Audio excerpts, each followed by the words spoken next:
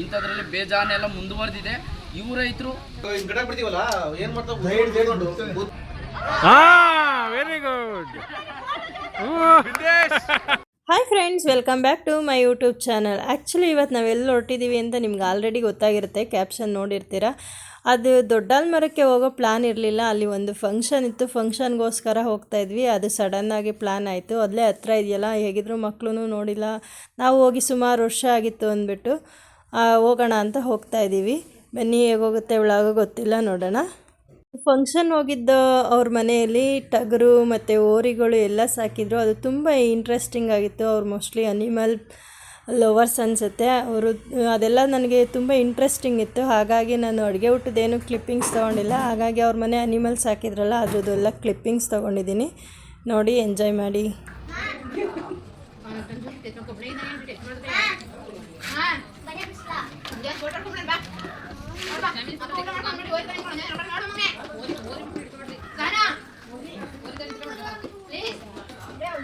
ನೋಡಿ, ಇದೇ ಓರಿಗಳು ಬೀಜದೋರಿ ಅಂತೆ. ಇದ್ರ ಬಗ್ಗೆ ಒಬ್ಬರು ವಿಡಿಯೋ ಮಾಡ್ತಾಯಿದ್ರು, ಯುವ ರೈತ. ಅದ್ರದ್ದು ಕ್ಲಿಪ್ಪಿಂಗ್ಸ್ ಹಾಕಿದ್ದೀನಿ, ನೋಡಿ. ಹಂಗೆ ಕೊಡ್ಬೇಕಮ್ಮ, ಹಂಗೆ ಅದ್ಕೊಂಡು ಕೊಡಿ. ನೋಡಿದ್ರೆ ಓರಿಗಳು ಎಷ್ಟು ಚೆನ್ನಾಗಿದ್ದಾವೆ ಅಂತ. ನನಗೂ ಕೂಡ ತುಂಬ ಇಷ್ಟ ಆಯಿತು, ಹಾಗೆ ಇಂಟ್ರೆಸ್ಟಿಂಗ್ ಅನಿಸ್ತು. ಹಾಗಾಗಿ ವಿಡಿಯೋ ಮಾಡಿಕೊಂಡೆ.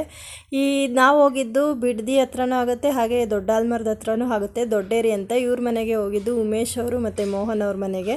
ಮತ್ತು ಇದ್ರ ಬಗ್ಗೆ ಇನ್ ಡೀಟೇಲಾಗಿ ಯುವ ರೈತ ಮಾತಾಡಿದ್ದಾರೆ. ಅದ್ರದ್ದು ವಿಡಿಯೋ ಬೇಕಿದ್ರೆ ನೆಕ್ಸ್ಟ್ ವಿಡಿಯೋ ಹಾಕ್ತೀನಿ, ಅದ್ರ ಇಂಟ್ರೆಸ್ಟ್ ಇರೋರು ಕೂಡ ನೋಡ್ಬೋದು. ಇವತ್ತು ಲಕ್ಷಾಂತರ ರೂಪಾಯಿ, 2 ಲಕ್ಷ 3 ಲಕ್ಷ ಒಂದೊಂದು ಕರ ಹೋಗ್ತವೆ ಒಂದು ವರ್ಷದ ಕರ ಅಂತ. ಒಳ್ಳೆ ಕರ ಬೇಡ ಅಂದರು ಮಿನಿಮಮ್ 50,000 ಒಂದು ಹೆಣ್ಗರ.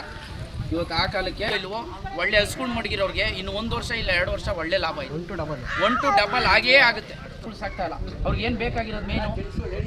ಹೌದು, ಇವಾಗ ಯಾವ್ದನ ಬೇಕಾಗಿರೋದೇನು, ಒಂದು ಓರ್ಗರ ಬೇಕು ಅಂದರೆ ಅವರು ಓರಿಸ್ಕೊಂಡು ಯಾವ ಬೇಡ ಬಿಡ್ರಿ. ಇನ್ನೂ 1 ಲಕ್ಷ ಕಮ್ಮಿ ಆಗಲಿ, 2 ಲಕ್ಷ ಆಗಲಿ, 1 ವರ್ಷಕ್ಕೆ 2 ಲಕ್ಷ, ಇದರಿಂದನೇ ಆದಾಯ. ಇದ್ರ ಮುಂದೆ ಇವತ್ತು ಹೇಳ್ತೀನಿ, ಆದರೆ ನಿಗಾ ಇರಬೇಕೆ. ಫಂಕ್ಷನ್ ಎಲ್ಲ ಮುಗಿಸ್ಕೊಂಡು ನಾವು ಹೊರಟಾಗ ಒಂದು 4 ಗಂಟೆ ಆಗಿತ್ತು. ಹೇಗಿದ್ರು ಟೈಮ್ ಇದೆಯಲ್ಲ ಅಂತ ದೊಡ್ಡಾಲ್ಮರ ಹೋಗೋಣ ಅಂತ ಹೋಗ್ತಾ ಇದ್ದೀವಿ. ನೀವು ಕೂಡ ನೋಡಿ. ಮತ್ತು ಅಲ್ಲಿ ಒಂದು ಎಂಟರ್ಟೈನ್ಮೆಂಟ್ ವಿಷಯ ಏನಂದರೆ, ಒಂದು ಕೋತಿ ಒಂದು ಮೊಬೈಲ್ ಫೋನ್ನ ತೊಗೊಂಡು 1 ಗಂಟೆ ತನಕ ಆಟ ಆಡಿಸ್ತು. ನೀವು ವಿಡಿಯೋ ಸ್ಕಿಪ್ ಮಾಡಿದ್ರೆ ಅದೇ ಗೊತ್ತಾಗಲ್ಲ ನಿಮಗೆ. ಫುಲ್ ವಿಡಿಯೋ ನೋಡಿ, ಗೊತ್ತಾಗುತ್ತೆ ನಿಮಗೇ.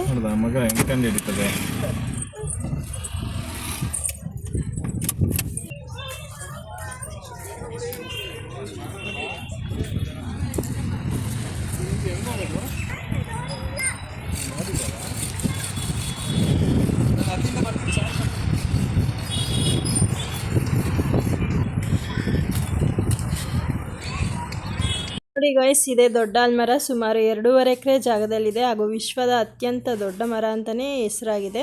ಹಾಗಾಗಿ ನಾವು ಕೂಡ ಸ್ವಲ್ಪ ವೀಡಿಯೋಸು ಫೋಟೋಸು ಎಲ್ಲ ತಗೊಂಡು ಹೊರಡೋಣ ಅಂತ ನೋಡ್ತಾ ಇದ್ವಿ. ನೋಡಿ, ಅಲ್ಲೆಲ್ಲ ಜನ ಸೇರಿದ್ದಾರೆ. ಅಲ್ಲೇ ಕೋತಿ ಮೊಬೈಲ್ನ ಎತ್ಕೊಂಡಿರೋದು. ನಾವು ಕೂಡ ಅಲ್ಲೇ ಹೋಗಿ ಜಾಯ್ನ್ ಆಗೋಣ, ಬನ್ನಿ ನೋಡೋಣ ಹೇಗಿದೆ ಅಂತ.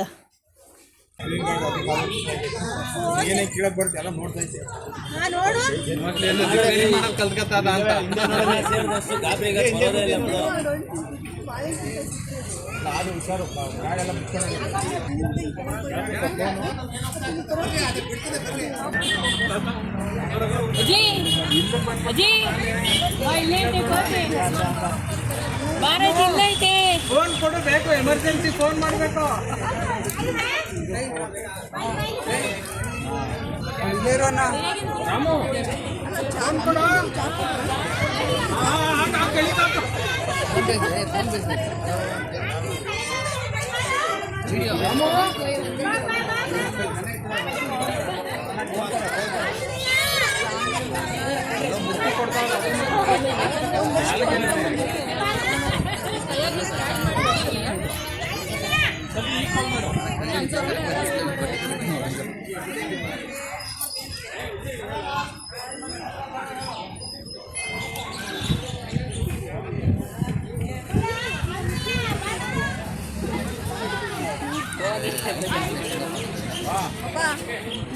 ನೋಡಿ ಗಾಯ್ಸ್, ಫೋನ್ ಎತ್ಕೊಂಡು ಹೇಗೆ ಕೋತಿ ಆಟ ಆಡಿಸ್ತಾ ಇದೆ. ದೊಡ್ಡ ಮರದಲ್ಲಂತೂ ಈಗಂತೂ ಸಿಕ್ಕಾಪಟ್ಟೆ ಜಾಸ್ತಿನೇ ಆಗಿಬಿಟ್ಟಿದೆ ಕೋತಿಗಳು. ಅಲ್ಲಿ ನೀವು ಕೂಡ ಹೋದಾಗ ಬ್ಯಾಗ್ ಆಗಲಿ, ನೀವು ತೊಗೊಂಡೋಗಿರೋ ವಸ್ತುಗಳ ಬಗ್ಗೆ ಆಗಲಿ ಗಮನ ಇಟ್ಕೊಂಡು ನೀವು ವಾಕ್ ಮಾಡಬೇಕಾಗತ್ತೆ. ಹಾಗೆ ದೊಡ್ಡ ಮರ ನೋಡ್ಕೊಂಡು ಬರಬೇಕಾಗತ್ತೆ.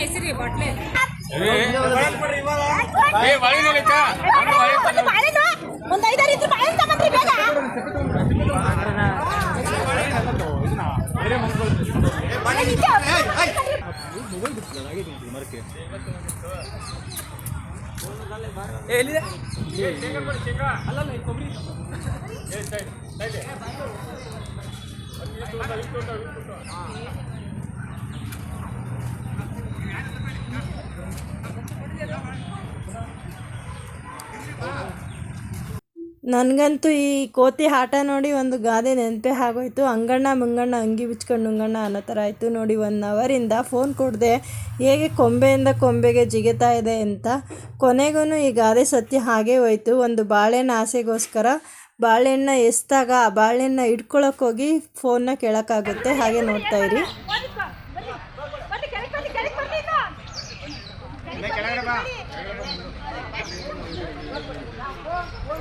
ಇದು ಒಳ್ಳೆ ಟೆಕ್ನಿಕ್.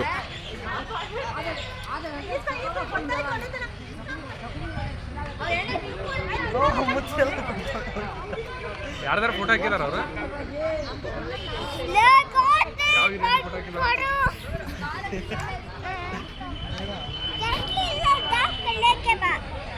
ಬಿಸಿಲಿಗೆ ಅದು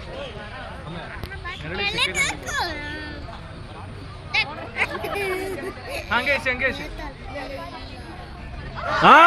ವೆರಿ ಗುಡ್.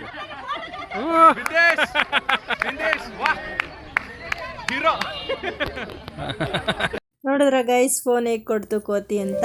ನಾವು ಅಲ್ಲಿಂದ ಹೊರಟಾಗ 5:30 ಆಗಿತ್ತು. ಹೇಗಿದ್ರು ನಮಗೂ ಕೂಡ 1 ಅವರ್ ಎಂಟರ್ಟೈನ್ಮೆಂಟ್ ಆಯಿತು. ಇನ್ನೊಂದ್ಸಲ ವಾಕ್ ಮಾಡಿಕೊಂಡು ಫುಲ್ ದೊಡ್ಡ ಮರ ನೋಡಿಕೊಂಡು ಅಲ್ಲಿಂದ ಹೊರಟ್ವಿ.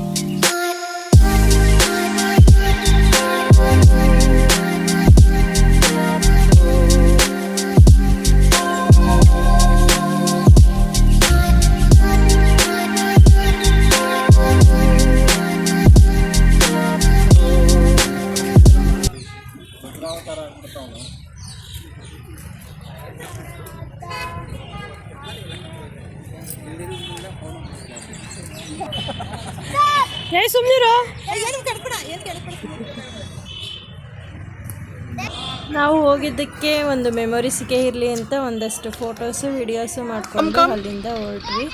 ಈ ವಿಡಿಯೋ ನಿಮಗೂ ಕೂಡ ಇಷ್ಟ ಆದರೆ ಲೈಕ್ ಮಾಡಿ, ಶೇರ್ ಮಾಡಿ, ಕಮೆಂಟ್ ಮಾಡಿ. ಹಾಗೂ ಇನ್ನೊಂದು ಇಂಟ್ರೆಸ್ಟಿಂಗ್ ವಿಡಿಯೋ ಜೊತೆ ನಾನು ಬರ್ತೀನಿ. ಅಲ್ಲಿವರೆಗೂ ನೋಡ್ತಾ ಇರಿ. Thanks for watching. Bye bye. ಲಿಕ್ಕೋ ಸುಬಿ ಸುಭಾಷ್.